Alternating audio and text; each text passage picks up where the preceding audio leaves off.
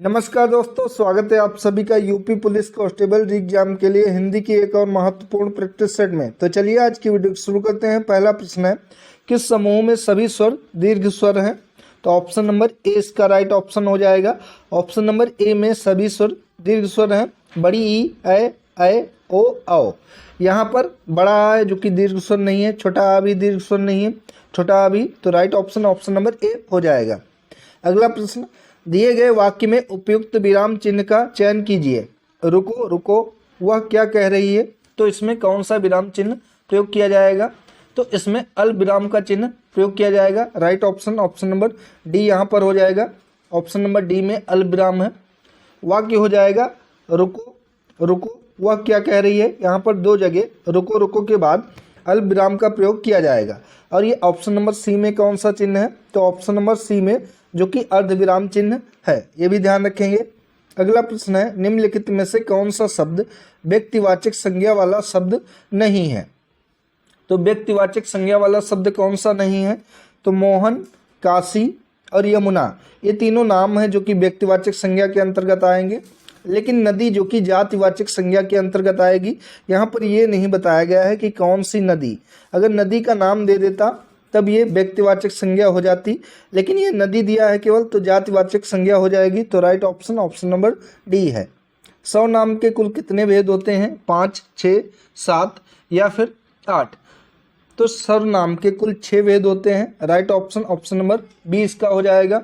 पहला है पुरुषवाचक सर्वनाम, दूसरा है निश्चयवाचक सर्वनाम, निजवाचक सर्वनाम, संबंधवाचक सर्वनाम, पांचवा है अनिश्चयवाचक सर्वनाम और छठा है प्रश्नवाचक सर्वनाम। तो ये 6 प्रकार के सर्वनाम के भेद होते हैं, ध्यान रखेंगे। अगला प्रश्न है, मुझे छोटी बच्ची के लिए कुछ नए कपड़े खरीदने हैं। वाक्य में कितने विशेषण हैं? तो मुझे छोटी बच्ची के लिए कुछ नए कपड़े खरीदने हैं, इसमें 3 विशेषण हैं। कौन कौन से विशेषण हैं? तो इसमें छोटी विशेषण होगा, कुछ विशेषण हो जाएगा और नए विशेषण हो जाएगा। तो 3 विशेषण है। राइट ऑप्शन नंबर ए इसका करेक्ट ऑप्शन होगा। अगला प्रश्न है, क्रिया के पद परिचय में इनमें से क्या क्या होता है? क्रिया का प्रकार, वाच्य, पुरुष, लिंग, वचन, काल, वह शब्द जिससे क्रिया का संबंध है या फिर उपरोक्त सभी। तो क्रिया के पद परिचय में क्रिया का प्रकार, वाच्य, पुरुष, लिंग, वचन, काल और वह शब्द जिससे क्रिया का संबंध है उपरोक्त सभी होते हैं। तो राइट ऑप्शन नंबर डी यहाँ पर हो जाएगा। अगला प्रश्न है, रमेश अच्छा गाता है। वाक्य में अच्छा क्या है? क्रिया विशेषण है, विशेषण है, अव्यय है या फिर भाववाचक संज्ञा है? तो रमेश अच्छा गाता है, इसमें अच्छा जो कि क्रिया विशेषण है। राइट ऑप्शन नंबर ए हो जाएगा। ठीक है। अगला प्रश्न है, शब्दों के लिंग परिवर्तन की दृष्टि से कौन सा शब्द युग्म असंगत है, यानी कि गलत है? तो बूढ़ा का हो जाएगा बुढ़िया, कटोरा का कटोरी हो जाएगा, हथौड़ा का हथौड़ी हो जाएगा स्त्रीलिंग, माली का मालिनी, तो ये गलत है। ठीक है। राइट ऑप्शन नंबर डी यहाँ पर हो जाएगा। डी वाला ऑप्शन जो कि असंगत है। ठीक है, इसका सही होगा माली का मालिन। ठीक है, यहाँ पर बड़ी ई की मात्रा नहीं होगी, माली का हो जाएगा मालिन, ना कि मालिनी होता है। तो ये ध्यान रखेंगे। अगला प्रश्न है, दिए गए शब्द में वचन कीजिए। चाय त्रिवचन है, एक वचन है, बहुवचन है या फिर द्विवचन है? तो चाय जो कि एक वचन है। करेक्ट ऑप्शन नंबर बी यहाँ पर हो जाएगा। हिंदी में कितने प्रकार के वचन होते हैं? तो हिंदी व्याकरण में कुल 2 प्रकार के वचन होते हैं। पहला जो कि एक वचन होता है और दूसरा बहुवचन होता है। ये हिंदी में 2 प्रकार के वचन होते हैं, ध्यान रखेंगे आप लोग। अगला प्रश्न है, निम्नलिखित प्रश्न में 4 विकल्पों में से उस विकल्प का चयन करें जो दिए गए वाक्य के काल का सही विकल्प हो। तो मैंने आज एक फिल्म देखी थी, तो इसका सही विकल्प क्या हो जाएगा? पूर्ण भूतकाल है, आसन्न भूतकाल है, पूर्ण वर्तमान काल है या फिर सामान्य वर्तमान काल का ये वाक्य है? तो ये वाक्य जो कि पूर्ण भूतकाल का हो जाएगा। करेक्ट ऑप्शन नंबर ए यहाँ पर होगा। ठीक है। क्रिया के उस रूप को पूर्णभूत कहते हैं जिससे क्रिया की समाप्ति के समय का बोध होता है।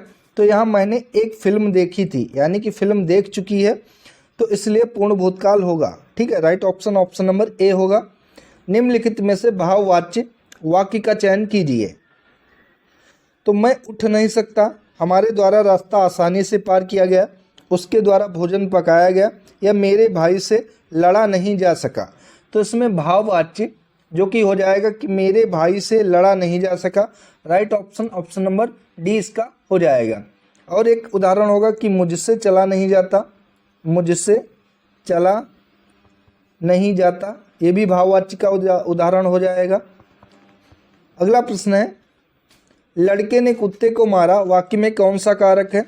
करण और अपादान, संबंध और करण, अधिकरण और करण, कर्ता और कर्म। तो लड़के ने कुत्ते को मारा, वाक्य में कर्ता और कर्म कारक है। ठीक है, लड़के ने, यहाँ पर ने उपसर्ग लगा है, ठीक है, और को उपसर्ग लगा है जो कि, तो राइट ऑप्शन हो जाएगा ऑप्शन नंबर डी। कर्ता का है उपसर्ग ने और कर्म का को, तो यहाँ पर कर्ता और कर्म कारक हैं। Right option option number D इसका होगा। इनमें से कौन सा शब्द एकल का तद्भव शब्द है? अकल, अकिल, अकेला या फिर कोई नहीं। तो इनमें से एकल का तद्भव शब्द हो जाएगा अकेला। Right option option number C हो जाएगा। ठीक है, निम्न में से अत्याचार शब्द में कौन सा उपसर्ग है? तो उपसर्ग जो कि शब्द के पहले जुड़ते हैं, तो अत्य होगा, चार होगा, चार तो बाद में आया नहीं होगा, अति होगा या फिर अत होगा। तो अत्याचार शब्द में अति उपसर्ग होगा। Correct option option number C यहाँ पर हो जाएगा। अति उपसर्ग से बने और शब्द देखें तो इनमें अत्यधिक शब्द जो कि बहुत एग्जाम में पूछा जाता है, अत्यधिक ये अति उपसर्ग से बना हुआ शब्द है। अत्यंत जो कि अति उपसर्ग से बना हुआ शब्द है। अत्याचार अति उपसर्ग से बना हुआ शब्द है। तो right option option number C हो जाएगा। विश्वसनीय शब्द में प्रयुक्त प्रत्यय कौन सा है? तो प्रत्यय जो कि शब्द के बाद में जुड़ते हैं, या प्रत्यय है, ईय प्रत्यय है, ईय प्रत्यय है या फिर अनीय प्रत्यय है। तो विश्वसनीय में अनीय प्रत्यय प्रयोग किया गया है। Right option option number D इसका हो जाएगा। अगला प्रश्न, निम्नलिखित विलोमार्थी शब्द युग्मों में से असंगत शब्द युग्म कौन सा है? अतरंग, बहिरंग, तो ये सही है। अल्पायु का दीर्घायु हो जाएगा विलोम शब्द, ये भी सही है। अनुराग का राग होगा, तो right option option number C होगा, ये असंगत है। अनुराग का राग नहीं बल्कि विराग होता है। ठीक है, यहाँ पर राग नहीं विराग होता तो सही होता। और अमर का मर्थ, ये भी सही है। तो right option option number C है, असंगत पूछा था। अगला प्रश्न है, दिए गए शब्द का विलोम शब्द ज्ञात कीजिए। ऊर्ध्वगामी, तो ऊर्ध्वगामी का विलोम शब्द क्या होगा? अधोगामी, विमुख, अधम या फिर उदयाचल। तो ऊर्ध्वगामी का विलोम शब्द हो जाएगा अधोगामी। Right option option number A यहाँ पर हो जाएगा। विमुख का विलोम शब्द क्या होता? तो विमुख का विलोम शब्द हो जाएगा सम्मुख। ठीक है, और उदयाचल का विलोम शब्द हो जाएगा अस्ताचल, अस्तांचल या पश्चिमांचल कभी कभी दे देता है ऑप्शन में। और अधम का विलोम शब्द हो जाएगा उत्तम। ये आप लोग ध्यान रखेंगे।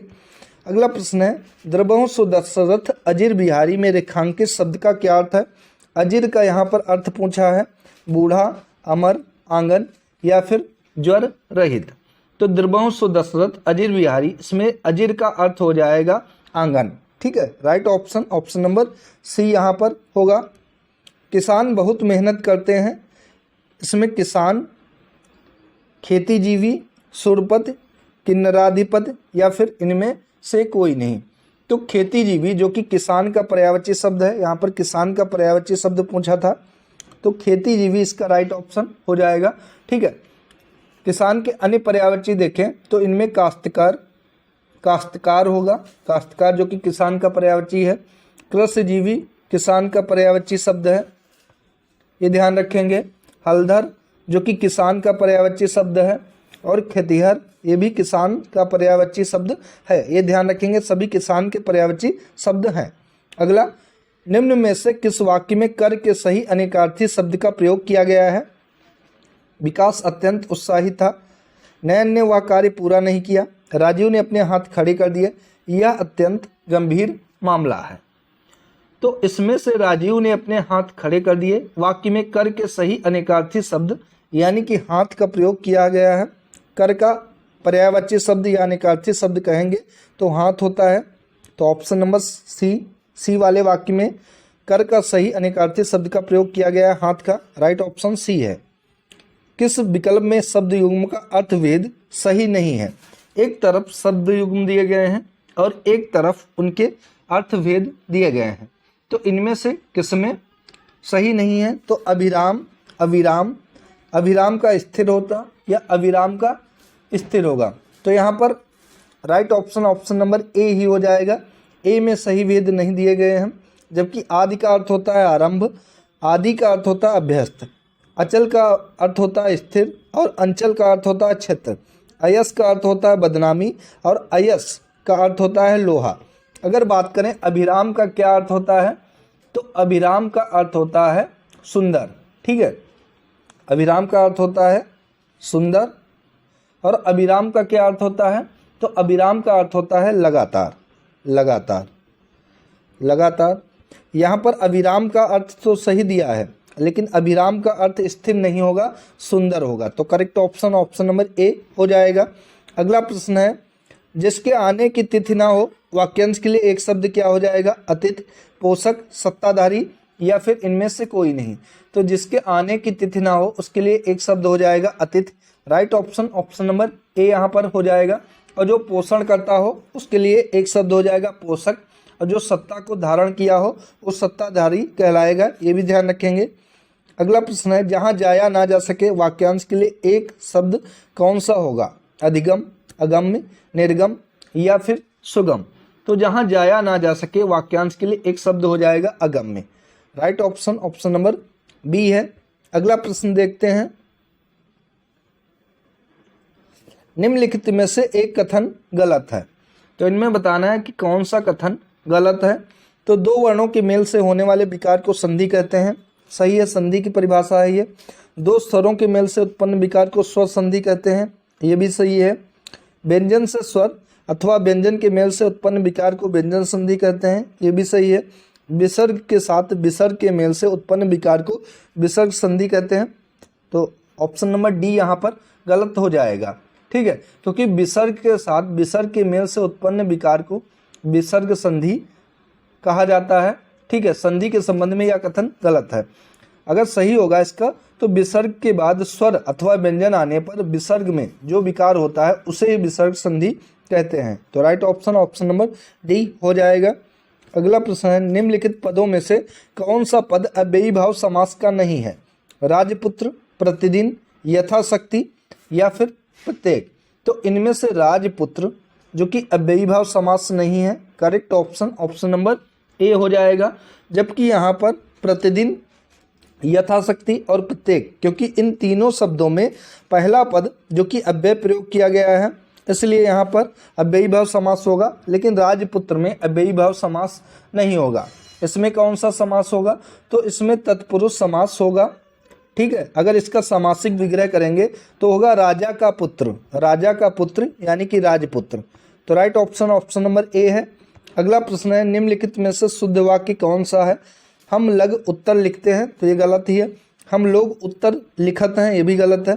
हम लोग उत्तर लिखते हैं या हम लोग उत्तर, तो ये भी गलत है। ऑप्शन नंबर सी वाला वाक्य सही है कि हम लोग उत्तर लिखते हैं। अगला प्रश्न है, जो व्यक्ति वस्तु या परिस्थितियां स्थायी भावों को उद्दीपन या जागृत करती हैं उन्हें कौन सी संज्ञा दी जाती है? विभाव, अनुभाव, संचारी भाव या फिर स्थायी भाव। तो जो व्यक्ति वस्तु या परिस्थितियां स्थायी भावों को उद्दीपन या जागृत करती हैं उन्हें विभाव कहा जाता है। राइट ऑप्शन नंबर ए यहाँ पर हो जाएगा, विभाव। बंधव गुरुपद पदुम परागा, सुरुच सुभाष सरस अनुरागा, अमीय मूर्यम चूरन चारु, समन सकल भव रुज परिवारु में कौन सा छंद है? तोटक है, छप्पय है, कुंडलिया है या फिर इन पंक्तियों में चौपाई छंद है। तो इन पंक्तियों में चौपाई छंद है। राइट ऑप्शन नंबर डी यहाँ पर हो जाएगा। इसके प्रत्येक चरण में, चौपाई के प्रत्येक चरण में कितनी मात्राएं होती हैं? तो 16 मात्राएं होती हैं। और चौपाई जो कि एक सममात्रिक छंद होता है। कैसा होता है? कभी कभी पूछ लिया जाता है कि चौपाई कैसा छंद है, तो ये सममात्रिक छंद होता है। ठीक है, इस तरीके से मात्रा देखेंगे। बंधव यहाँ पर 2 1 2 2 2 1 1 1 2 1 1 2 2। इस तरीके से यहाँ पर मात्राएं 2 3 3 2 5 5 2 7 2 9 10 11 12 12 2 14 15 16। तो 16 मात्राएं हर एक इसमें पद में होती हैं। तो राइट ऑप्शन नंबर डी यहाँ पर हो जाएगा। ठीक है। राम रमापति कर धनु लेहु, यह कौन सा अलंकार है? यमक अलंकार है, श्लेष है, अनुप्रास है या फिर वक्रोक्ति अलंकार है? तो राम रमापति कर धनु लेहु पंक्ति में अनुप्रास अलंकार हो जाएगा। ठीक है। राइट ऑप्शन नंबर सी यहाँ पर हो जाएगा। अगला प्रश्न है, निम्नलिखित प्रश्न में 4 विकल्पों में से उस सही विकल्प का चयन करें जो रिक्त स्थान के लिए उपयुक्त शब्द का सही विकल्प है। जहाँ भाषाओं का रिक्त स्थान होता है वहाँ वास्तव में विभिन्न जनपदों के हृदय ही मिलते हैं। भाषाओं का रहस्य होता है, भाषाओं का मिलन होता है, भाषाओं का मतभेद तो नहीं होगा, या भाषाओं का अलगाव होता है। तो ये भी नहीं होगा, अलगाव भी नहीं होगा। राइट ऑप्शन यहाँ पर मिलन होगा कि जहाँ भाषाओं का मिलन होता है वहाँ वास्तव में विभिन्न जनपदों के हृदय ही मिलते हैं। राइट ऑप्शन नंबर बी इसका हो जाएगा। यह मुँह और मसूर की दाल लोकोक्ति का सही अर्थ क्या हो जाएगा? मजबूरी में आदमी सब कुछ करता है, केवल ऊपरी दिखावा, पुराना गौरव समाप्त, या अपनी औकात से बढ़कर होना या करना। तो यह मुँह और मसूर की दाल इस लोकोक्ति का अर्थ होगा कि अपनी औकात से बढ़कर होना या करना। राइट ऑप्शन नंबर डी है। बांझ किया जाने प्रसव की पीड़ा का अर्थ, इसका अर्थ क्या होगा?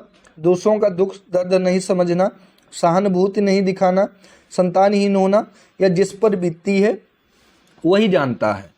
तो बांझ किया जाने प्रसव की पीड़ा, इसका अर्थ होगा कि जिस पर बीतती है वही जानता है। राइट ऑप्शन नंबर डी यहाँ पर होगा। पूर्व मध्यकाल को हिंदी साहित्य में इस नाम से भी जाना जाता है, आदिकाल, रीतिकाल, भक्तिकाल या गद्यकाल। तो आचार्य रामचंद्र शुक्ल के अनुसार हिंदी के कालों को 4 भागों में विभाजित किया गया है। तो पूर्व मध्यकाल को हिंदी साहित्य में किस और नाम से जाना जाता है? तो भक्ति काल के नाम से भी जाना जाता है। राइट ऑप्शन नंबर सी इसका हो जाएगा। अन्य कालों की बात करें तो आदिकाल किसे कहा जाता है? तो आदिकाल जो कि वीर गाथा काल को कहा जाता है, वीर गाथा काल को आदिकाल कहा जाता है। उत्तर मध्यकाल को क्या कहा जाता है? तो उत्तर मध्यकाल को रीतिकाल कहा जाता है, रीतिकाल उत्तर मध्यकाल को। ठीक है। और आधुनिक काल को क्या कहा जाता है? तो आधुनिक काल को गद्यकाल कहा जाता है। ठीक है। और पूर्व मध्यकाल, तो पूर्व मध्यकाल जो कि भक्ति काल को कहा जाता है। सी इसका करेक्ट ऑप्शन है। आगे गद्यांश दिया गया है, इसको पढ़कर नीचे प्रश्नों के उत्तर देने हैं। तो सबसे पहले ध्यानपूर्वक गद्यांश पढ़ना है। आज किसी भी व्यक्ति का सबसे अलग एक टापू की तरह जीना संभव नहीं रह गया है। भारत में विभिन्न पंथों और विविध मतांतरों के लोग साथ साथ रह रहे हैं। ऐसे में यह अधिक जरूरी हो गया है कि लोग एक दूसरे को जानें, उनकी ज़रूरतों को, उनकी इच्छाओं आकांक्षाओं को समझें, उन्हें तरजीह दें और उनके धार्मिक विश्वासों, पद्धतियों, अनुष्ठानों को सम्मान दें। भारत जैसे देश में यह और भी अधिक जरूरी नहीं है, क्योंकि यह देश किसी एक धर्म, मत या विचारधारा का नहीं है। स्वामी विवेकानंद इस बात को समझते थे और अपने आचार विचार में अपने समय में बहुत आगे थे। उनका दृढ़ मत था कि विभिन्न धर्मों संप्रदायों के बीच संवाद होना ही चाहिए। वे विभिन्न धर्मों संप्रदाय की अनेकता को जायज और स्वाभाविक मानते थे। स्वामी जी विभिन्न धार्मिक आस्थाओं के बीच सामंजस्य स्थापित करने के पक्षधर थे और सभी को एक ही धर्म का अनुयायी बनाने के विरुद्ध थे। वे कहा करते थे कि यदि सभी मानव एक ही धर्म को मानने लगे, एक ही पूजा पद्धति को अपना लें और एक ही नैतिकता का अनुपालन करने लगे तो यह सबसे दुर्भाग्यपूर्ण बात होगी, क्योंकि यह सब हमारे धार्मिक और आध्यात्मिक विकास के लिए प्राणघातक होगा तथा हमें हमारी सांस्कृतिक जड़ों से काट देगा। हमें सभी धर्म, संप्रदाय, पंथ, विचारों के लोगों और उनकी विचारधाराओं और उपासना पद्धतियों को उचित सम्मान देना चाहिए। किसी भी व्यक्ति को, चाहे वह किसी जाति, धर्म और भाषा से संबंधित है, प्रकृति ने समान बनाया है। सभी मनुष्यों में एक ही परमात्मा का वास है। जागतिक विकास की दृष्टि से कोई पिछड़ा हो सकता है। यदि कोई पिछड़ा हुआ तो उसे अपने साथ ले जाने से मानवता खिल उठती है। तो प्रश्नों के उत्तर देने हैं। मानवता कब खिल उठती है? जब पिछड़ों को सहारा दिया जाता है, जब एकाधिक धर्मों को मानने वाले साथ रहते हैं, या जब सभी में स्थित एक परमात्मा को ही एकमात्र सत्य स्वीकार किया जाता है। या जब सभी का आध्यात्मिक विकास होता है। तो अभी लास्ट लाइन में ही क्या था कि मानवता कब खिल उठती है, तो जब पिछड़ों को सहारा दिया जाता है तब मानवता खिल उठती है। Right option, option number A यहाँ पर हो जाएगा। आध्यात्मिक शब्द में क्रमशः उपसर्ग, मूल शब्द और प्रत्यय कौन सा है? तो उपसर्ग जो कि शब्द के पहले जुड़ा होगा, मूल शब्द होगा, और प्रत्यय जो कि शब्द के बाद में जुड़ा होगा। तो यहाँ पर आध्यात्मिक शब्द में जो कि अध उपसर्ग है, तो अध ये भी गलत होगा, या आदि भी नहीं होगा और आदि भी, अधि उपसर्ग है। आत्म यहाँ पर मूल शब्द है और एक प्रत्यय जुड़ा हुआ है। Right option, option number A यहाँ पर हो जाएगा। स्वामी विवेकानंद इस बात को समझते थे और अपने आचार विचार में अपने समय से बहुत आगे थे। वाक्य का प्रकार कैसा है? मिश्रित वाक्य है, सामान्य वाक्य है, संयुक्त वाक्य है, या फिर विधिवाचक वाक्य है? तो ये संयुक्त वाक्य है। Right option, option number C इसका हो जाएगा। अगला प्रश्न, गद्यांश के अनुसार धर्म संप्रदायों के विषय में विवेकानंद का विचार क्या था? कि सभी धर्म समान है और धर्म संप्रदायों की अनेक रूपता जायज और स्वाभाविक है। तो right option, option number B इसका हो जाएगा। तो साथियों, ये थी आज की हिंदी की महत्वपूर्ण प्रैक्टिस सेट।